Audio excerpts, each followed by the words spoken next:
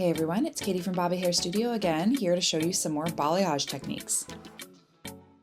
My client likes to go a very long time between her appointments, so we tried to give her as blonde as she can go in one go, and then she just comes in a year and a half later for her next one. So this is how much root she has, and we are going to blonde her up, and she's going to have a very nice low maintenance balayage and still be as blonde as possible. And before we start, I'm just going to plug my socials because I would love it if you guys could go support us on our other social media forums, as it's a free way to support this channel so we can continue giving free hair education. This is the finished result we end up with today, so if you want to see how we do this, make sure to stick around and you'll get to see all my techniques on how I achieve a result like this. I also do a similar technique in a tutorial I just launched called How to Do Ash Blonde on Asian Hair, so make sure to go click that video if you want to see how this technique looks on darker hair. I am starting by sectioning away her money piece. We want to have a strong money piece but very blended, so we're sectioning that part away, and then we will be sectioning away the mohawk top half of her head, and then the rest we're going to work in a horseshoe pattern all the way up towards the mohawk. As you can see, this mohawk is going to actually be foiled in a different way than everything else, so that's how I do my sectioning. I section per how I'm doing my foils. I'm starting with the base of the neck, and essentially what I'm doing here is, because I'm trying to give a lower maintenance look for this client because she likes to go over a year between appointments, is I am doing a weaved and blended look by doing some back combing in her hair, as well as using my brush to blend up towards the weaves so that they have a very soft grow out. So it all really just depends on how bold you want to go with your blonde pieces and how much time you want between appointments. If you want more time, make sure to do a little bit of a weave and a little bit of back comb, because that's going to give her a softer grow out. If your client doesn't mind coming in a little more often, you can do slices and those will still look really nice 6 months down the road, but around 8 to 10 months is where they're probably going to need to get done again. In my opinion, the horseshoe patterning is the easiest way to maintain symmetry in the hair, because I work from left to right or right to left all the way around the head before I grab my next section and move upwards. This ensures that I'm doing the same type of foiling on the right side as I'm doing on the left side, and so on and so forth, because then my client ends up having a very soft look and a very dimensional look, and there's not too much blonde on one side versus the other. If you wanted to do more blonde in this look, you could do like a slice, weave, slice situation, but I'm pretty much just doing weaves for the entire mohawk and the back. The difference between the mohawk and the back is the back has back combing, and then the mohawk will not have back combing. I will still feather up a little bit with my brush, but I won't be back combing because I want to get as close to that root as possible, and then drop down a soft toner to give it a little bit of a root smudge. So unfortunately my camera ran out of space and cut out when I was filming the front, so unfortunately that footage isn't available, but I'll explain it to you anyways. What I did in the front was I did slices for the entire money piece. I took very skinny sections and back combed them to be sure that I still had a nice blend, but I didn't weave out anything. There's no low lights in the front, and what that achieves is a stronger, bolder piece of blonde. And I know it sounds really scary if you saw how large the front section is going to be used for money pieces, but my money pieces are very soft because of the amount that I take and how I blend them in with both a root shadow and how I foil. You'll see it at the end, just trust the process. And I put the money piece in first because there is less foils in the money piece than there is going to be in the top mohawk. And the top mohawk will actually process really, really fast because of all the heat from the head rising upwards. It's going to insulate in this top mohawk, and all of these foils are going to insulate even further. So it's actually going to get quite hot up there and process the lightener very, very quickly. So I do actually need to put in the money piece first. And also because of spacing, I want to make sure that I'm not crowding up my foils in the money piece. That is the part that everyone's going to see. That is the part that she is going to see the most, and I want to make sure it's perfect.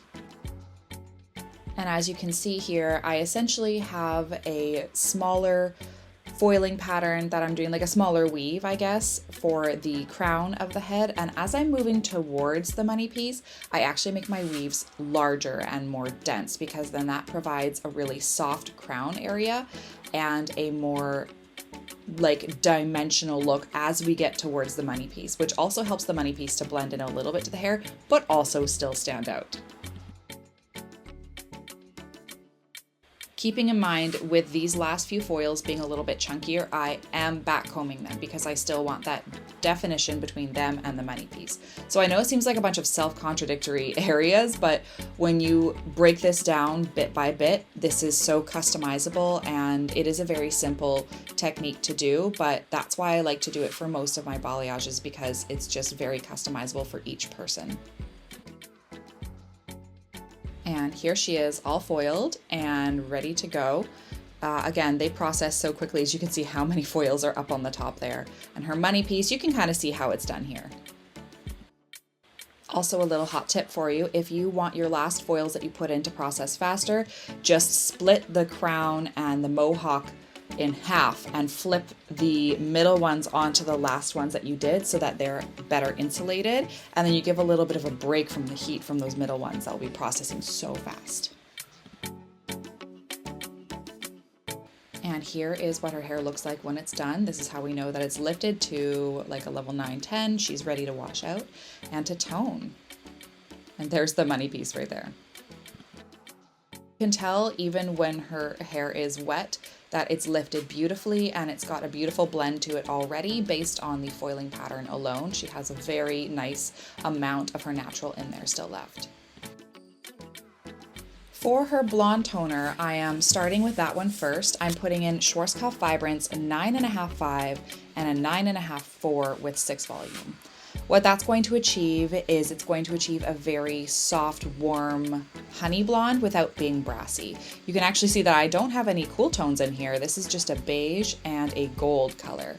And the reason why I really like Schwarzkopf's beige is because it's on the cooler side of beige. It's not actually very golden or warm at all. So this adds a tiny bit of control and balance, but it still maintains that nice, warm, sunny, beautiful, shiny result that we want. And then for her root shadow, we have Schwarzkopf Vibrance 7-24 and 8-46 with a 6 volume. I'm putting that on top of the blonde toner that I had already done. Sometimes I'll do the root first and then the blonde after. It really depends on how much power I want that root to have. This root I want to be very soft, and I know that the toner from before is going to dilute this root toner, and that's what I want, because I want to see a little bit of those foils in between, and I want to see some softness. So I have a cool tone and a beige tone and a little bit of fill in there to just make sure that root ends up being really soft and blends immaculately.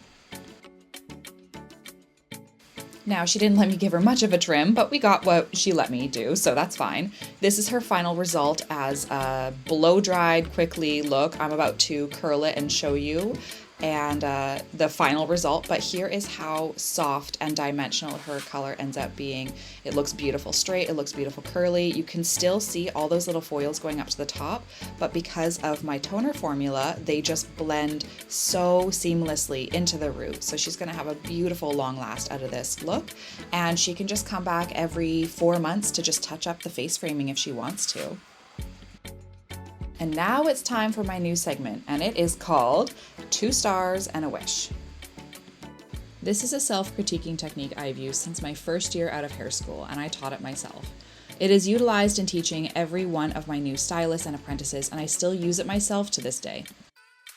Rules to 2 Stars and a Wish. This is a positive environment. There is no I hated or I sucked at language used. This is constructive criticism only. 2 stars always, no less. 1 wish only, no more.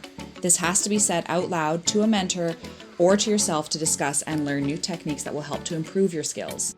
We don't just state the what, but also the why and the how to really analyze how we can grow.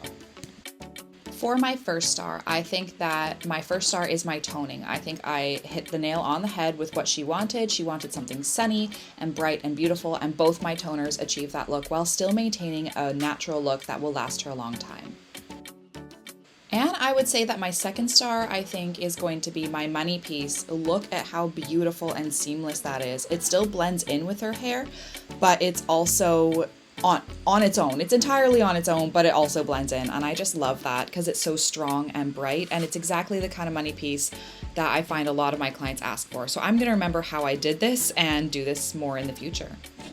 And for my wish, something that wasn't really noticeable in this service but could have been is that around the crown right here, I went a little bit too close to the scalp, and I think that around the crown I could have just feathered a little bit further away to give a softer dimensional look, because when her hair starts growing out and you start seeing her parting split that area open, it should have the foils a little teeny bit further away than they already were today, because it's going to end up with a softer result.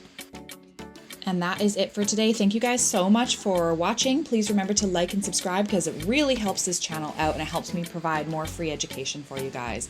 Also, remember to follow us on Instagram and TikTok at Bobby Hair Studio. Thank you guys. Have a great weekend.